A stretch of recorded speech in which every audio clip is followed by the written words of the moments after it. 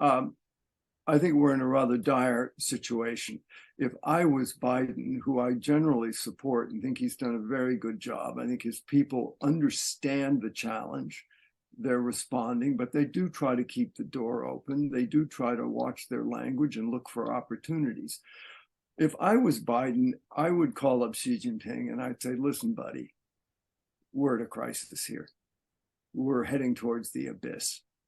I am sending over one or two of my, not people in the government, trusted people, and I want you to appoint two similar people. I mean, I would be thinking of people like President Clinton or Barack Obama or even Hillary Clinton, who was Secretary of State, or someone of high standing.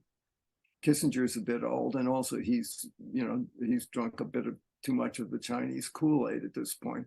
And let's send them to Switzerland. Let's send them to Singapore. You send two of your most trusted people, sit them down and see if we can't come up with some other way of deporting ourselves, and get two ideas that they think will be possibly acceptable to you and I, and then let's talk about it. Now, short of that, I don't think these summits, these side meetings at G7, G20, whatever, are going to accomplish much. And we saw what happened to Blinken's trip when the balloon sailed over. We're at a moment where something dramatic has to happen, and I deeply believe in diplomacy. And I think Biden is capable of that. I'm not so sure about Xi Jinping, because I think in Xi's syndrome, diplomacy, which involves making concessions on both sides, appears as weakness. And if there's one thing Xi cannot afford to do, and here he's very much like Putin, is evince any indication of anything that might look like weakness. So would you recommend Xi Jinping the same as Biden? Or yes. Yeah. I mean, I think if Xi Jinping were smart, he wouldn't wait for Biden to do it. He'd do it himself. And then China, which is trying to take global leadership in a certain way, as we saw that in the rapprochement between the Saudis, Iranians, and that China helped bring about, and his so-called peace plan for the Ukraine, which is pretty not going to be acceptable. But if he really wanted to be a global leader, which I think he does, this would be a hell of a good move for him.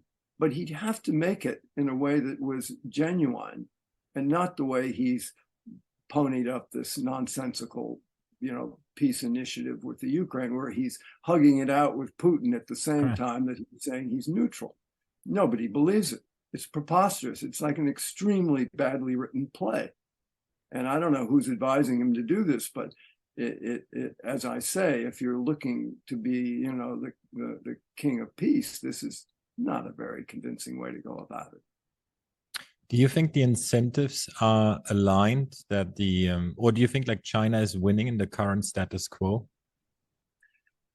I think that we've got to wait and see. In certain ways, we have to remember China still has a lot of cards to play. It's got a very powerful economy. It's strategically, really on the job, tenacious. They don't miss a beat. The problem is, as I look at it, but then I'm less of an economist and more of a historian, is that I don't think they have a very good product to sell. Right. I mean, you walk the streets of New York, go on the subway. I mean, almost everyone is just off the boat from someplace. Immigrants, and they're the heart and soul of this country. They've made it strong. They're the ones building all the buildings, sawing all the trees down when hurricanes hit, out there doing the hard work. They're hungry. Are any of these people trying to get into China? I haven't seen any. So whatever mess America is in, and God knows my country has a way of shooting itself in the foot 10 times a day, it still has an amazing allure and strength and is a magnet. And I think this is the problem. China's product is not basically very appealing to anybody.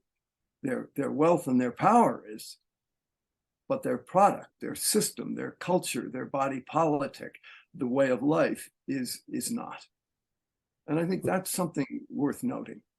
Would you say that, because it's just interesting because you kind of mentioned, I was just immediately thinking, well, isn't China's nationalism that's quite strong, isn't that like, you know, an advantage to one extent or another as well? You know, it's interesting, when the Qing dynasty ended in 1911, 12, one of the great critiques of China was it didn't have nationalism. And that was Sun Yat-sen's whole thing, the Nationalist Party. He set it up. We need to bring ourselves together with nationalism, not just culture, to be strong. Chiang Kai-shek did the same thing.